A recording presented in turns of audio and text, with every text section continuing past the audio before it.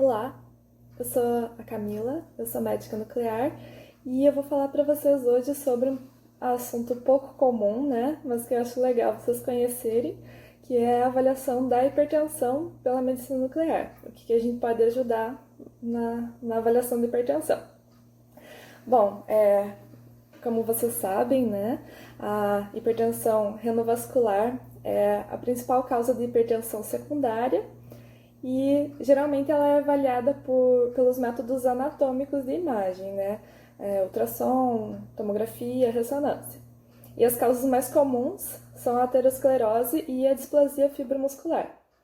Aí, a suspeita clínica da hipertensão renovascular geralmente vem com sopro abdominal, o paciente jovem que tem uma hipertensão diastólica maior do que 110, o surgimento de hipertensão nos pacientes maiores do que 50 anos, né? Ou quando você tem uma hipertensão refratária ou que piora com o uso do IECA. Um dos IECAs, né, o captopril, como a gente sabe, ele faz a vasodilatação da arteríola aferente, né? Que vai diminuir a filtração glomerular lá nos rins e vai piorar a filtração renal se tiver estenose da artéria. E aí que entra a medicina nuclear, né? A cintilografia renal dinâmica com o captopril, ela nada mais é que a comparação da cintilografia renal basal do paciente em estado normal com a cintilografia renal após o captopril. E aí a gente compara os dois exames.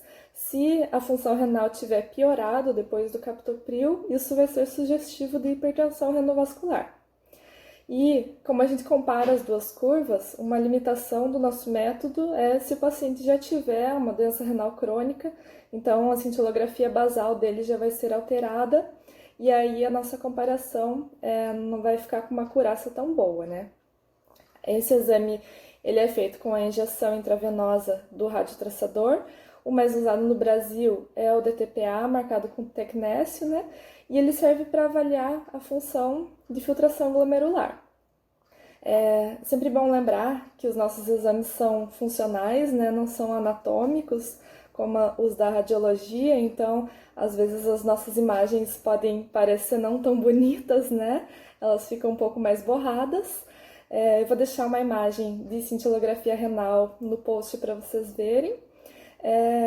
Mas como a gente avalia a função, alguns estudos dizem que a cintilografia renal dinâmica ela é muito boa para predizer se o paciente vai responder ou não à intervenção daquela artéria renal, né?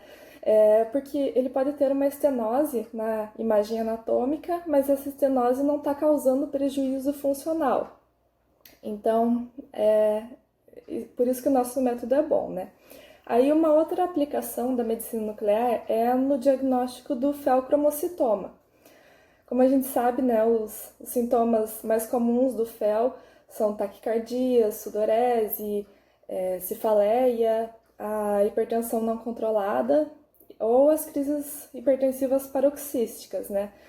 Geralmente o diagnóstico é feito pela suspeita clínica, né? Aí depois é pedido exames laboratoriais, né? Como a catecolaminas urinárias. E aí um método radiológico depois, tomografia, ressonância ou ultrassom. Se tiver alguma dúvida diagnóstica nesses métodos de imagem, ou se o tumor for extra-renal, ou às vezes o paciente já foi submetido a alguma cirurgia antes, fica muito difícil a avaliação pelos métodos convencionais e eles podem não detectar o felcromocitoma. Então aí entra a medicina nuclear de novo, né? Com a cintilografia do análogo da norepinefrina, que é o MBG.